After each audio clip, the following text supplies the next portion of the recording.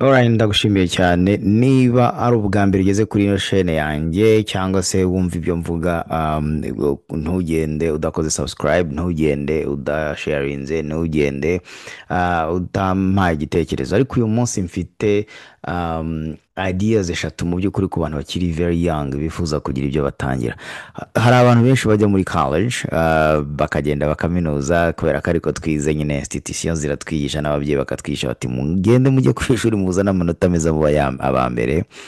Ariko amashuri mu by'ukuri yigisha theory, ntabwo yigisha how to be successful. So nushaka kuba successful bisaba yuko uzajya uvugira, uzajya ukora ibindi bintu bidafite aho bihuriye n'ishuri, that's for sure. Icya kabiri donc mu by'ukuri ni ukureba mu by'ukuri abantu ukurikiza, abantu bakubera intangarugero. Urugero, niba uvuka ku babyeyi ukaba ubona mu by'ukuri uburyo kondisiyo wavutsemo zidashimishije, nta nubwo wakora ibyo bakubwiye kubera ko nabo ntibaba barabishoboye. So ntabwo nakubwira ko igufa ryananiye nindangiza ngo ndiguhereze urirye, ariko nawe mu by'ukuri ntabwo wakwishimira gukora ibyo ababyeyi bakoze kandi uruzi ntaho byabagejeje, bityo ibitekerezo byabo naho biba bigarukira. So bakubwira ati kora iki mwana wanjye, kora iki mwana wanjye, uzabakunde, uzabumvire, love them. Ariko nibiza muri decision donc gufata imyanzuro, ntabwo ushobora gufata imyanzuro kubera ababyeyi babivuze, cyane cyane niba ntaho yabagejeje. Niba ubuzima babayemo uzi ugomba kubuhindura, ntabwo ushobora gukurikiza ibyo baba baravuze. So muzabisanga rero yuko abantu benshi bari successful, abantu bafite uko bameze babitoza abana babo, ariko abana babo babikurikiza kuko babona ababyeyi babo hari ahantu bageze. Donc ukabona umusaruro ni munini, ni mwinshi, abana ntacyo babuze, ugasanga barasangira n'abandi, ugasanga mu by'ukuri iyo abantu bari ahantu henshi haba harimo ibyiciro bitandukanye. Hari abantu baba ntako tumeze, hari n'ababa bigiye imbere hagati, hari n'abari ku rwego rwo hejuru. Rero nawe ugomba kureba ahantu mu by'ukuri uri, ahantu uri n'uruhare ababyeyi n'umuryango babigizemo bingana iki. Nidusanga mu by'ukuri 90% uruhare rw'ababyeyi ari rwinshi, ukaba usanga nta hantu bigejeje, akenshi nuko nawe ntaho uzigeza. So urubyiruko ugomba kureba, hari ababyeyi bagutezeho amakiriro, kubera ko bagutezeho amakiriro rero bakudisiplina, bakugaburira, ariko ntabwo bagombye gushyira ibitekerezo byabo mu bwonko bwawe. So niba rero guhatira kujya ku ishuri, yes genda wiga, ariko umenye ko ikintu cya nyuma uziga mbere y'uko uragraduatinga no gusaba akazi. Akazi ni kimwe mu nzira, ni inzira mu by'ukuri za failures financially. Okay, ukora gusa ibyo bakubwiye, iyo ntacyo bakubwiye ntacyo ukora, bityo akenshi inzira yo mu ishuri umuntu arangiza kwihugura akirangiza ku graduating. Until ninjye muri business sinari narongeye kongera gusoma igitabo na kimwe. Na bino bitabo turuzi hano, ibyinshi byampinduriye ubuzima ntaho bihuriye na college. Ibyinshi nasomye nta hantu bihuriye no ku ishuri. Ibyo ku ishuri byose twiga kugira ngo tugire A, twiga kugira ngo tugire A and B. Umuntu utize ntabona iyo A, tukigira kuri pressure, tukigira ku bwoba. Ariko ikintu nshaka kuvuga uyu munsi, ndashaka kuguha ibintu bitatu bizafasha wowe rubyiruko. Niba uri kunyumva uyu munsi, aho uherereye hose, upfa kubumva runo rurimi mvuga, hari ibintu bitatu bizagufasha kugira ngo ugirire akamaro. Kandi ibyo bintu bitatu nta shuri ririmo, nta koleji irimo. Ishuri rigufasha gutekereza, rigagufasha gukora jijoma, ariko ntabwo rizana success. Niyo mpamvu uzasanga hari abantu buri gihe abacuruzi benshi baragenda bagashyira butike zabo kuri karitsiye hafi y'abarimu n'abanyeshuri. Kubera iki? Baba bafite udufaranga tuza buri kwezi, n'abakozi, donc abakozi, abarimu bambabarire, umwarimu ni umuntu wo kubahwa, ariko batega imitego. Abacuruzi bakaza bagashyira imari zabo hafi y'ibigo, bagashyira kwa muganga hafi y'abaganga n'abaforomo, business ukaza ugasanga niho zegereye. Icyo kintu wigeze wibaza impamvu yacyo? Okay. Niba rero uru rubyiruko, ikintu cya mbere nifuza ko wazajya ukora, start small and learn fast. Iyo umuntu akiri muto ubwonko bwe buba bushobora kwiga bwihuta. Rero ni ngombwa ko uzajya utangirana na mikoro yawe, ugatangira bukeya, noneho ukiga ukadevelopa. Okay, so start small means what? Ugomba gukora plan. plan ntago ziba ziri perfect. Plan ntago ziba ziri ntuzategereze ko plan iba perfect kuko icyo gihe ntikibaho. Ahubwo iyo umaze kubona icyerekezo cy'ahantu ushaka kwerekeza, utangira urugendo ukajya ugenda ugorora ibyo wifuza kugeraho. Uko ugenda ubona ikintu kidakunda ugenda ukigorora. Dufate nk'umuntu watekereje imodoka.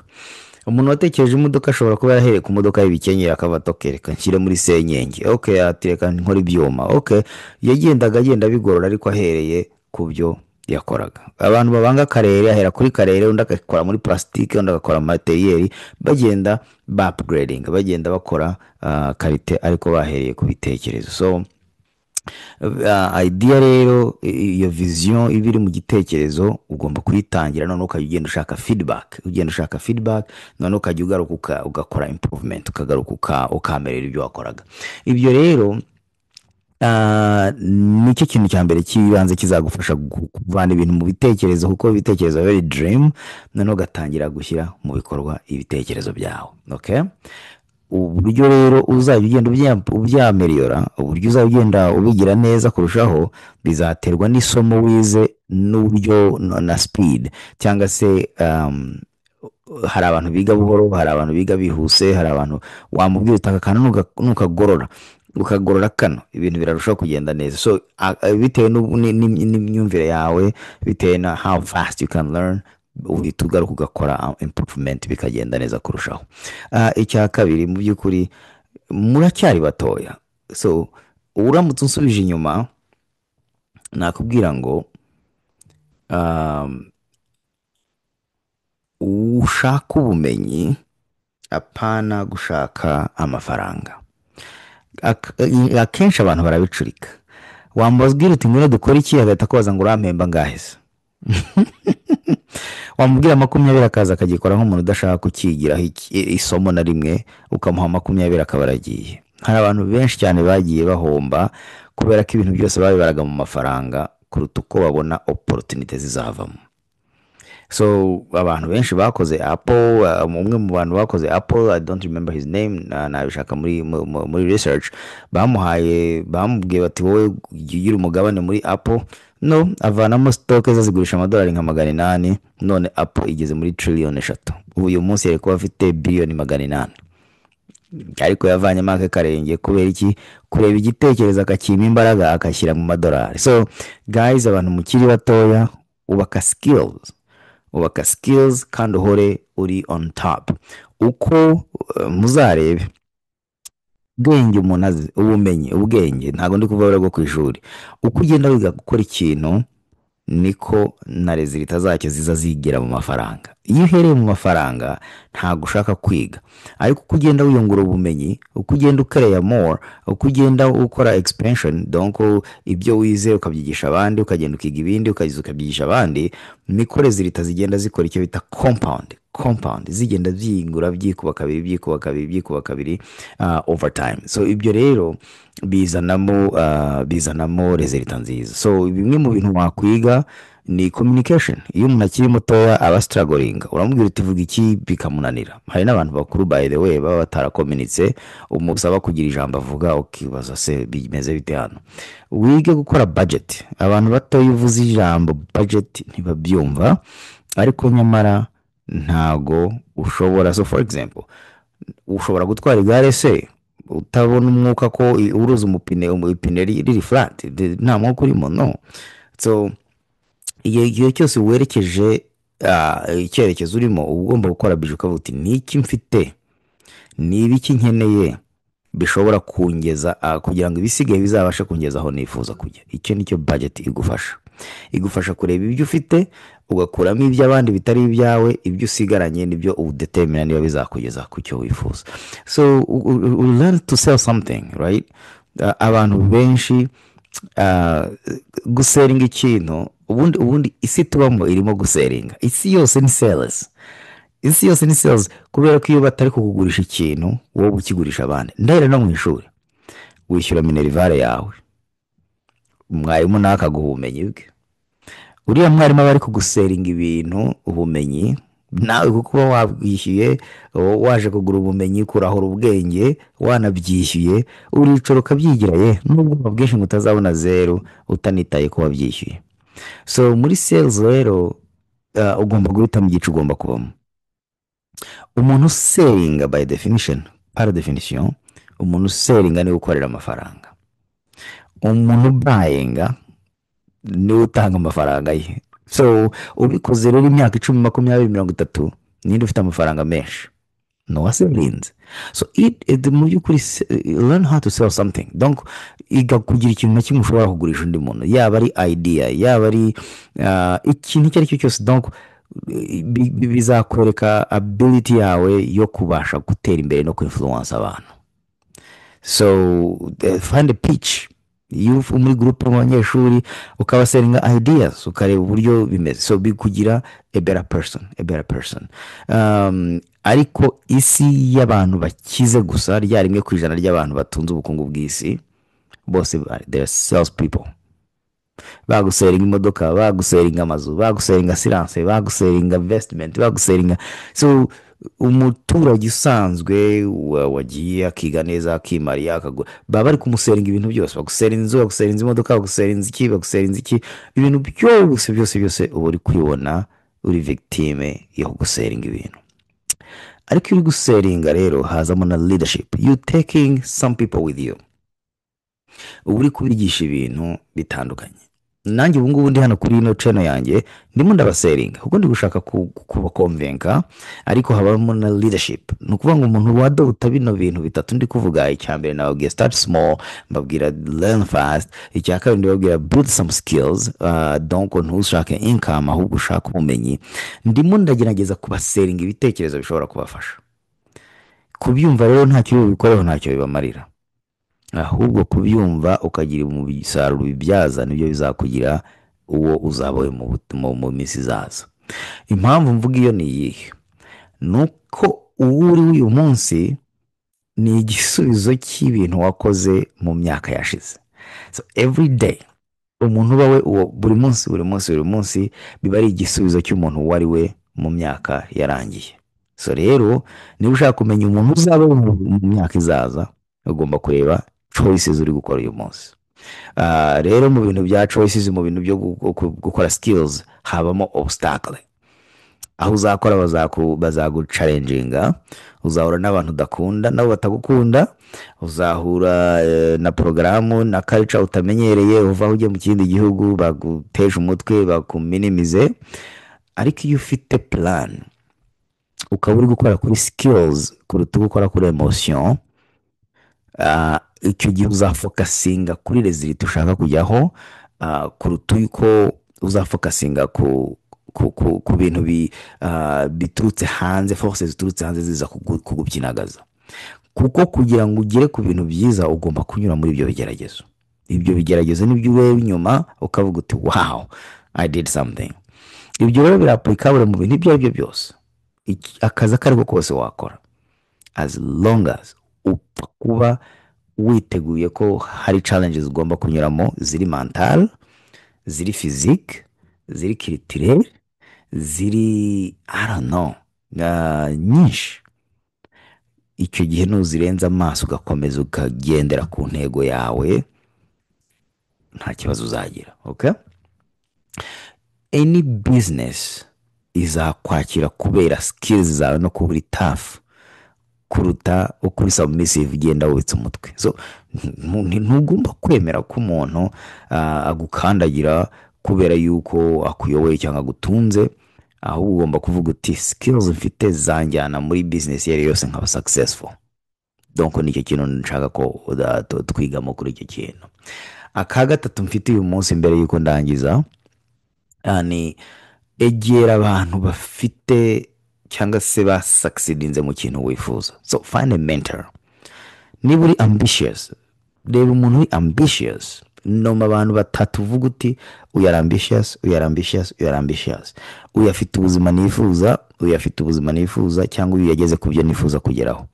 Ni gute nagera ku byo yagezeho? Icyo kintu nuramukubashije kukigeraho, I mean you'll be unstoppable. Igihe nkunda guhura n'abantu bari successful muri profession zabo ariko bari broke kubera ko ntago bafite intego. So I remember vividly, ndabyibuka neza ubwo nabwiraga umukiriya nkamubwira nti tugiye gukora plan yawe. Plan yanjye I already have a plan. Nabaza plan yawe y'imyaka 5 iri imbere niyi. Ati wowe tinkorera investment ubundi ngende. Why? Ntago afite plan. So mu by'ukuri umuntu wese uri successful usanga aba afite plan. Ikintu cyose kidakontribute kuri plan ye biba ari urusaku mu matwi ye. Imagine urimo ukora iyi mikoro nk'abandi, uri busy, undi muntu akaza kubwira ibindi bintu, urwo ni urusaku. Ugomba kurangiza mikoro yawe, undi muntu ikindi ari kuvuga ni urusaku kuri wowe, ntago umuntu agomba kurwemera. So niyo mpamvu rero uri gushaka gusarandinga yourself n'abantu ba succeedinze mu bintu wifuza, ugomba kubemerera bakinfluence ibyo uri gukora, kubera yuko uba hoping ko results zazamera nk'izabo. Abandi bose batabashije, niyo mpamvu uzasanga bene abo batari bene wanyu, batari abantu muvukana, kuko abo muvukana baba bagufitiye impuhwe, baba bazi yuko ibyo uri gukora ntago yigeze, nta wundi muntu mu muryango warabikoze. Wababwira uti ngiye kuba umusirikare, bati nta musirikare ugeze uvuka iwanyu. Wababwira uti ngiye gucuruza, bati waje ukibera mwarimu ko twese hano dufite akazi bitatugoye. Ugasanga mu by'ukuri nta connection irimo, nta challenge irimo. Ariko uri gukurikira abantu ba succeedinze muri journey yawe, bakakubera imfura, bakakumentoringa, ariko ugomba kubimakinga clear. Ugomba gutandukanya gusaba umuntu ko akumentoringa no kumukopera. Iyo uri open ukamubwira uti ese ushobora kumfasha, n'ubundi se utafata ubuzima bwe ko utabuhindura, nawe ubwawe abashaka kugira ahindura ubwawe, so niwo ubakeneye kuruta uko bagukeneye. So niba ushaka kujya muri aventure mu bintu, rero abantu babikoze, wigire ku ma failures yabo, ufata amasomo ku masomo kuri failures zabo. Intsinzi yo niba wifuza, ariko intsinzi yawe siyo yawe. Ashobora kuba bimazemo imyaka 10, 20, 30, ugatangira uyu munsi, ntago wagombye kwifuza results ze mu munsi umwe kandi abamaze imyaka 30 abikora. Aho rero niho uba genius. Numara kubasha kubona genius, nayivuga nka niba ubashije kubona ikintu winjoyinga, ugahora n'umuntu wakibayemo successful, mugahuza ukajya ubikora buri munsi ubyinjoyinga kandi ufite iyo support, ushobora kuba unstoppable. Okay, so this is a cell phone, now I'll pick it up later. Uzaba very unstoppable. So abantu rero mu buzima baraguchallenginga, abandi bakagusupportinga, ariko ibyo nibyo biza bikagufasha gukura, bikagufasha kuba growing much faster. Remember, watangiye very small, okay, building the skills, ukiassociate n'abantu very successful muri urwo rugendo, ubundi ukajya ugaruka ukongeraho skills, kubera ko skills ntago zihagarara.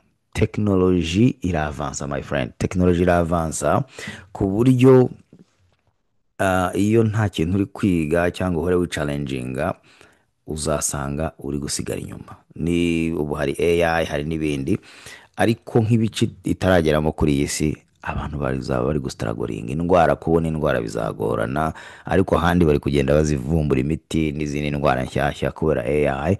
So ni ngombwa rero yuko ugomba kugendana n'igihe, noneho ugende wowe wiyameliora. Uko ugenda wihugura, results zagenda ziza ari nyinshi. Naho ibindi byo ku ishuri, really I don't care uko umuntu ari smart, uko umuntu azana A's buri gihe.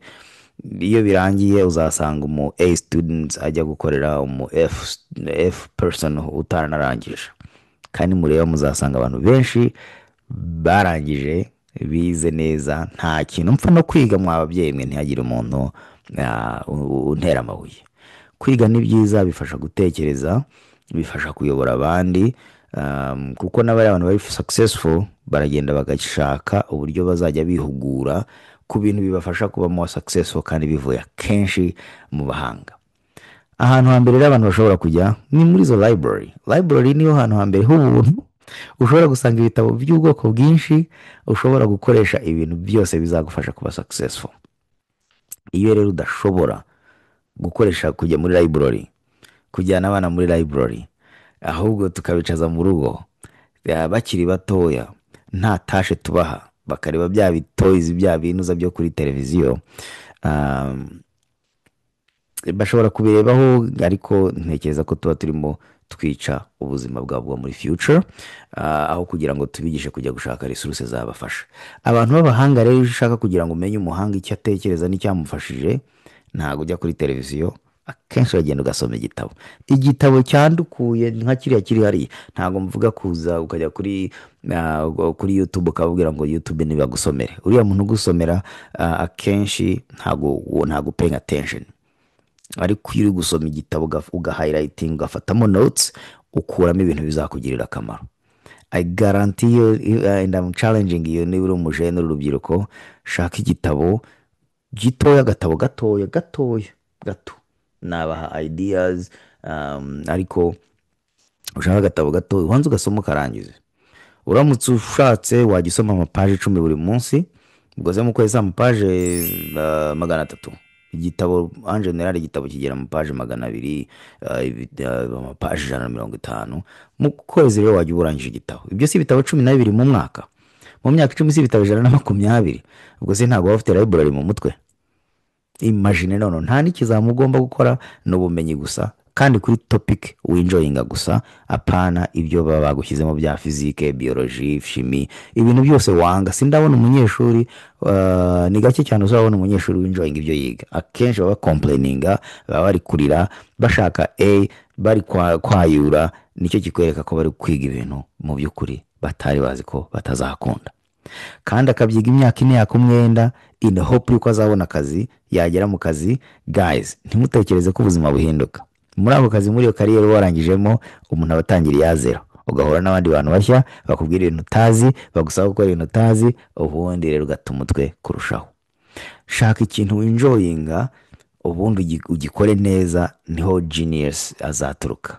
Okay, so murakoze cyane rero. Ubutaha tuzaganira kuri behaviors z'abantu bari successful na behaviors z'abantu bari broke, kubera yuko ni ibintu bizafasha mu rugendo, cyane cyane rubyiruko n'abandi mugeze mu myaka iri imbere, abo turi kugenda tujyana, dore nanjye nagiye. So murakoze cyane, ntibagirwe gukanda subscribe, cyangwa se ku liking this page, no kunkurikira kugira tujye turushaho kungurana ibitekerezo. Alright, cool, awesome.